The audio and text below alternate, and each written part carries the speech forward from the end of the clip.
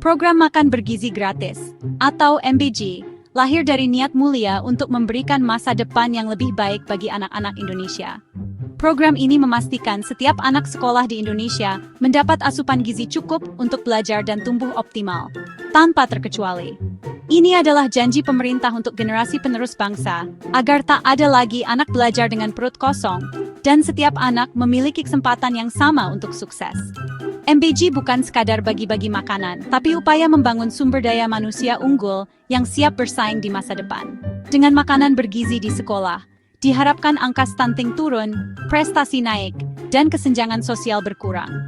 Pelaksanaannya melibatkan banyak pihak, dari pemerintah hingga masyarakat. Petani, catering lokal, guru, dan berbagai elemen masyarakat, semua bergerak demi satu tujuan mulia. Semua bekerja sama untuk memastikan setiap anak mendapatkan makanan bergizi yang mereka butuhkan. Namun, program sebesar ini tak lepas dari tantangan yang harus dihadapi setiap hari. Logistik, kualitas makanan, dan pengawasan jadi ujian nyata yang harus diatasi. Pengawasan ketat diperlukan untuk memastikan program berjalan sesuai rencana. Masyarakat mulai bertanya, apakah skema ini sudah tepat? Apakah semua anak benar-benar mendapatkan manfaatnya?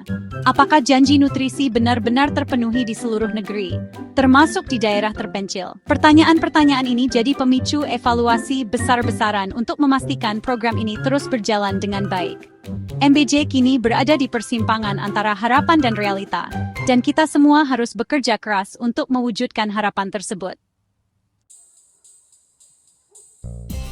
Di tengah pelaksanaan MBJ, muncul sebuah gagasan radikal yang mengundang perhatian banyak pihak. Mengganti makanan siap saji yang selama ini dibagikan dengan bantuan uang tunai yang langsung diberikan ke tangan orang tua.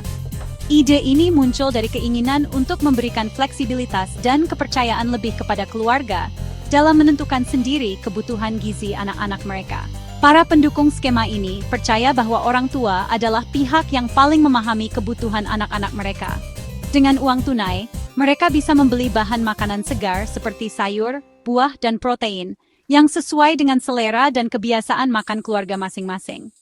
Hal ini juga dianggap dapat meningkatkan variasi makanan yang dikonsumsi anak.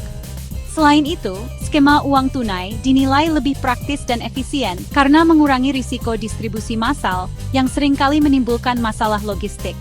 Uang yang diterima keluarga juga dapat menggerakkan ekonomi lokal karena mereka berbelanja di warung dan pasar sekitar rumah. Namun, muncul pertanyaan penting. Apakah semua orang tua memiliki pengetahuan dan kemampuan untuk menyiapkan makanan bergizi seimbang di rumah? Tidak semua keluarga memiliki akses yang sama terhadap bahan makanan sehat atau informasi tentang nutrisi. Selain itu, bagaimana memastikan bahwa uang yang diberikan benar-benar digunakan untuk kebutuhan anak, bukan untuk keperluan lain? Pengawasan dan edukasi menjadi tantangan tersendiri dalam pelaksanaan skema ini. Perdebatan pun mengemuka di tengah masyarakat, membelah opini publik antara yang mendukung dan yang meragukan efektivitas bantuan uang tunai. Usulan ini menantang konsep lama tentang bantuan pangan, sekaligus membuka diskusi baru tentang cara terbaik memenuhi kebutuhan gizi anak-anak Indonesia di masa depan. Usulan perubahan skema MBG dipicu oleh serangkaian insiden keracunan makanan massal yang mengguncang berbagai daerah di Indonesia.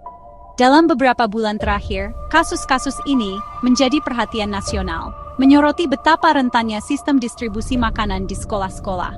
Salah satu kasus paling mencolok terjadi di Garut, Jawa Barat, di mana ratusan siswa mengalami keracunan setelah mengonsumsi makanan dari program MBG. Kejadian ini langsung menjadi sorotan media dan masyarakat luas. Sekolah yang seharusnya menjadi tempat aman, mendadak berubah menjadi posko darurat. Ambulans datang silih berganti, membawa anak-anak yang lemas dan panik. Kekhawatiran pun meluas, tak hanya di Garut, tapi juga ke seluruh penjuru negeri. Laporan serupa bermunculan dari berbagai daerah lain, menambah daftar panjang kekhawatiran soal keamanan makanan di sekolah. Banyak orang tua mulai mempertanyakan apakah makanan yang diberikan benar-benar aman untuk anak-anak mereka. Sorotan tajam diarahkan ke lemahnya pengawasan dan pelaksanaan SOP di lapangan. Banyak ditemukan kelalaian dalam penyimpanan bahan makanan, proses memasak, hingga distribusi ke siswa. Proses pengadaan, memasak, hingga distribusi makanan dinilai kurang kontrol kualitas dan pengawasan yang memadai. Hal ini membuka celah terjadinya kontaminasi yang membahayakan kesehatan anak-anak. Peristiwa ini pun berkembang menjadi isu kemanusiaan yang serius. Nyawa anak-anak, generasi penerus bangsa, kini menjadi taruhannya akibat kelalaian sistemik. Inilah titik kritis yang akhirnya mendorong lahirnya usulan perubahan skema MBJ, demi memastikan keamanan dan kesehatan anak-anak Indonesia di masa depan. Untuk memahami risiko keracunan, kita harus menelusuri alur panjang makanan MBG dari dapur ke siswa. Persiapan bahan dimulai sejak malam, memasak dini hari, pengemasan pagi, dan makanan baru disantap siang hari. Ada jeda 7-8 jam dari makanan matang hingga dikonsumsi, waktu ideal bagi bakteri berkembang. Tanpa fasilitas pendingin, risiko kontaminasi sangat tinggi. Kronologi ini menunjukkan niat baik saja tak cukup. Pelaksanaan yang tak higienis bisa mengubah program gizi jadi ancaman kesehatan. Inilah tantangan utama yang harus diatasi jika MBG ingin benar-benar bermanfaat. Kekhawatiran atas kasus keracunan sampai ke DPR. Charles Honoris, Wakil Ketua Komisi Ilmiah, mengusulkan solusi konkret, ubah MBG jadi bantuan uang tunai ke orang tua. Jika pemerintah tak bisa jamin keamanan makanan, lebih baik percayakan ke keluarga. Usulan ini dianggap lebih aman dan memberdayakan, sekaligus respons atas lemahnya pengawasan di lapangan. Ide ini mendapat dukungan sebagian masyarakat yang skeptis pada pelaksanaan MBJ. Tekanan politik pun meningkatnya, mendesak pemerintah untuk evaluasi total. Pemerintah pusat menanggapi kritik dengan sikap terbuka, tapi tetap mempertahankan skema makan di sekolah. Menurut Mensesnek Prasetyo Hadi, konsep saat ini dianggap terbaik untuk memastikan anak mendapat gizi seimbang. Dengan makanan langsung, pemerintah bisa kontrol nutrisi dan kualitas. Bantuan uang tunai dinilai sulit diawasi penggunaannya. Momen makan bersama juga punya nilai edukasi dan sosial. Pemerintah mengakui kekurangan teknis, tapi menilai masalah bisa diperbaiki tanpa mengubah konsep dasar.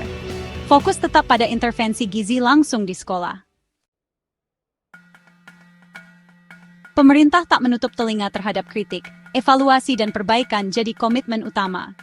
Kasus keracunan jadi pelajaran pahit, mendorong pengawasan dan SOP diperketat. Setiap masukan akan digunakan untuk menyempurnakan program agar lebih aman dan efektif. Skema makan di sekolah dipertahankan demi intervensi gizi yang terukur dan edukasi karakter. Pemerintah tetap berkomitmen menyediakan nutrisi terbaik bagi generasi penerus.